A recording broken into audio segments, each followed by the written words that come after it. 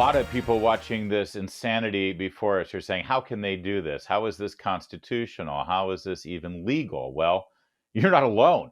I'm asking the same questions. And as usual, I'm just a guy in front of a camera. I don't have the answers. So let's talk to an expert. John Malcolm is vice president for the Institute for Constitutional Government at Heritage Foundation. Constitutional government, John, what's that?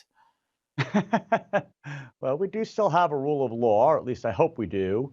And the short answer is that no man is above the law, and that includes former presidents. And Alvin Agreed. Bragg has now charged him, and obviously there are other pending investigations against the former president. No man is above law, I would agree, but also no man is below the law. A certain standard of past precedent and jurisprudence has to apply so that we all know exactly where we stand. That rule of law needs to be sort of a guiding North Star so that we all sort of know exactly where we stand in this country. And here we've got apparently an indictment on a charge that had already been dismissed at the federal, I shouldn't use the word dismiss, that is a actual legal term, but it was not followed up by the U.S. attorney in New York at a federal level. But now we've got a local district attorney who is apparently going beyond precedent and beyond his jurisdiction and maybe even beyond the statute of limitations to just decide, you know what, I'm going to go ahead and indict that ham sandwich.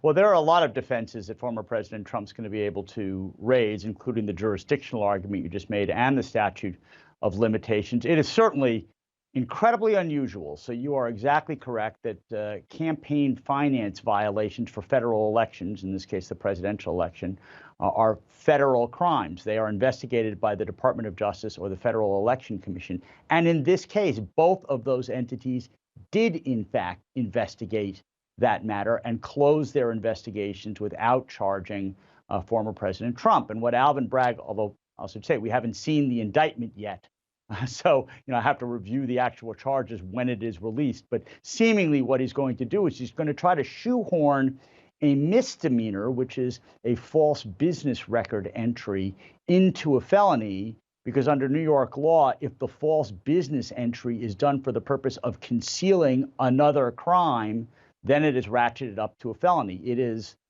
certainly a stretch, and I think that the former president is going to have a number of defenses that he is going to be able to assert, not to mention the fact that the chief witness against him is his former confidant, Michael Cohen, who's pled guilty to myriad charges, including having committed perjury in front of Congress. So he is a dubious witness whose credibility will certainly be vigorously contested.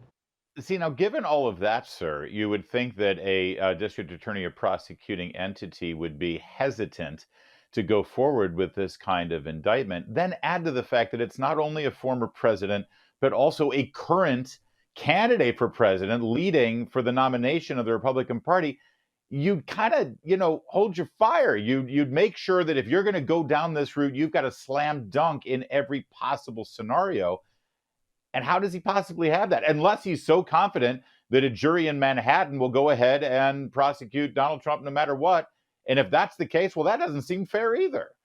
Well, there's a lot to what you just said. Everything you said about that a prosecutor ought to hesitate before taking this completely unprecedented action of charging a former president is very true. In my assessment of the three investigations that are going on, the one in Atlanta, Georgia, the federal investigation, and this New York investigation, this is by far the weakest. So you would think that would give him double pause, but we will have to see about that.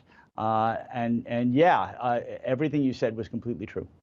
What about the domino effect here? You mentioned the other investigations, the fact that he has crossed this Rubicon, that he has broken this glass ceiling and gone ahead and indicted Mr. Trump. Does that further embolden the DA in Fulton County or perhaps at the federal level, the special investigator? I think that they were already plenty emboldened before this happened. Fannie Willis, the district attorney in Fulton County, Georgia, had said that indictments were imminent. Her definition of imminent is a little bit different from mine since it's been about a month now. But I think at the end of the day, she will proceed to indict several individuals, including Donald Trump. And I don't know what's going to happen with the federal investigation. It's obviously very broad ranging, looking into the events of January 6th and into the classified documents that were at Mar-a-Lago. I don't know what the timetable for that will be, but I think that they're going to proceed on parallel tracks, and I think that he's going to face legal peril in a number of different jurisdictions, is my guess. You're a constitutional law expert. You're not necessarily a historian, but has there been a precedent for a candidate with a party's nomination, or at least down the road to getting a party's nomination, that has faced this kind of legal trouble before?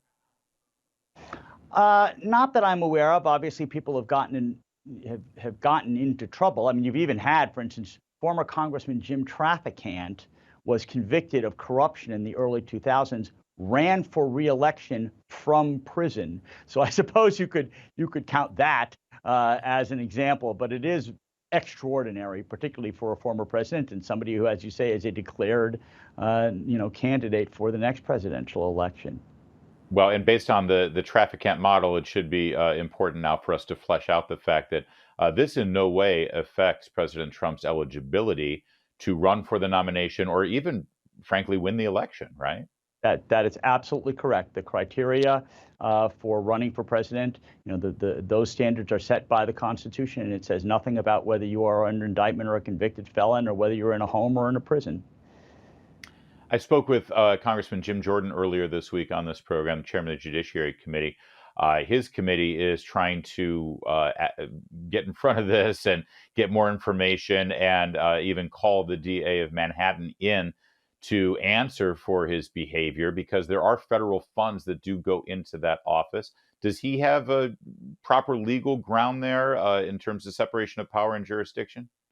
Well, look, Congress has oversight responsibilities. So if there are federal funds going there, then that's one hook. Another hook is that if the charges, as I suspect they will, involve allegations of federal finance law violations, they have oversight over that too. But because this is a pending criminal matter, I doubt very seriously that Alvin Bragg will appear before that committee. And I doubt that a court will order him to appear, but we'll see.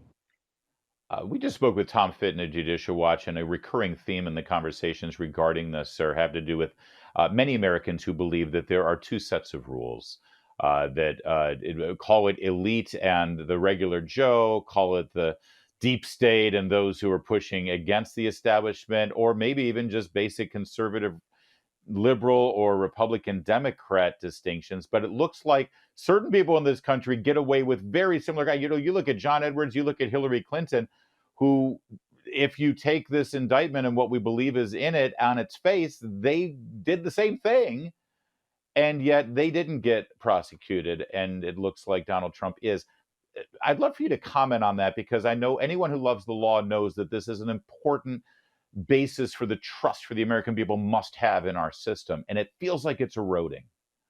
Yeah, I think that's a fair charge. I seriously doubt that Alvin Bragg would have charged anybody else for this offense had it not been Donald Trump. One slight correction, which is that John Edwards did get charged by the federal authorities in North Carolina, and he in fact went to trial.